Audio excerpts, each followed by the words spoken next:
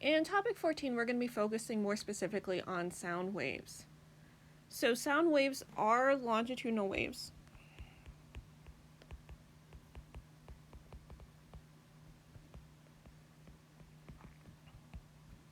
And they do require a medium. So we discussed longitudinal waves are essentially regions of compression and rarefication. So we can almost think of them as pressure waves, where you get a higher pressure when you have a region of compression and lower pressure where you have a region of rarefication. And this is actually what your ear responds to when you hear a sound, is those different amounts of pressure. And the typical human ear on average can hear sounds between 20 and 20,000 hertz. Alright, so we now want to talk about the speed of sound.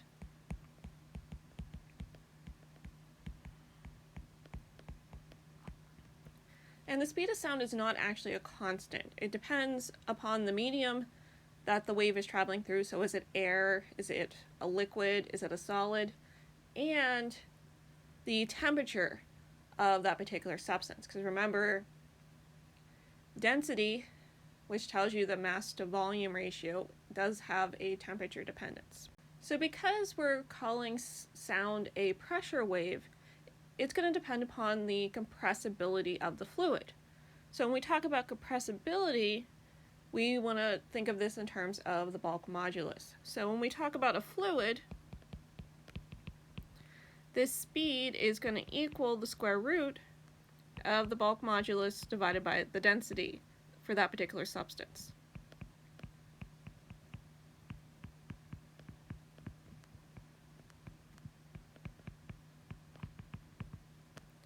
And when we talk about a solid, we're going to talk about the Young's modulus over the density.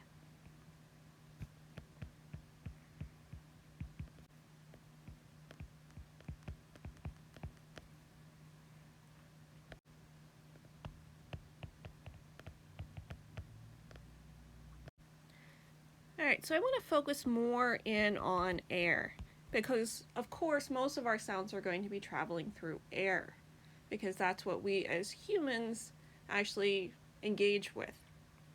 So we're going to calculate the speed of sound through air as the velocity is equal to 331 meters per second. And the 331 meters per second comes from quantities such as the molar mass of air, the adiabatic index of air, and so it's taking into account the fact that we have a mostly nitrogen and oxygen rich atmosphere. And we're going to take this times the square root of the temperature, and this temperature must be in Kelvin,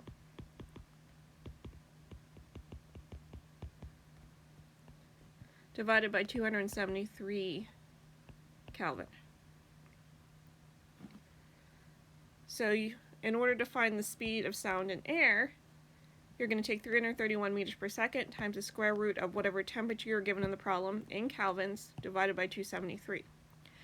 Now, because we're going to be using the speed of sound through air in a lot of problems, we don't always want to have to make you recalculate it over and over and over again. So we're going to assume the speed of sound through air is 343 meters per second,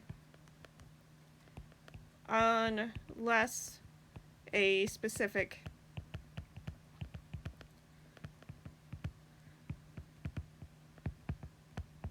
temperature is stated.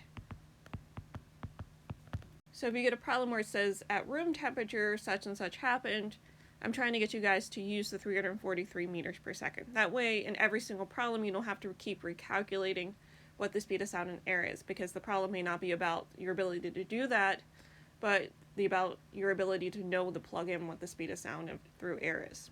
I would also like to point out that there is a table linked in Blackboard of the speed of sound through various mediums. That way you don't necessarily have to look up the bulk modulus or the Young's modulus and the density in order to be able to use those values in a problem. Some of them I have provided through a table in Blackboard as pre-calculated for your convenience in doing problems.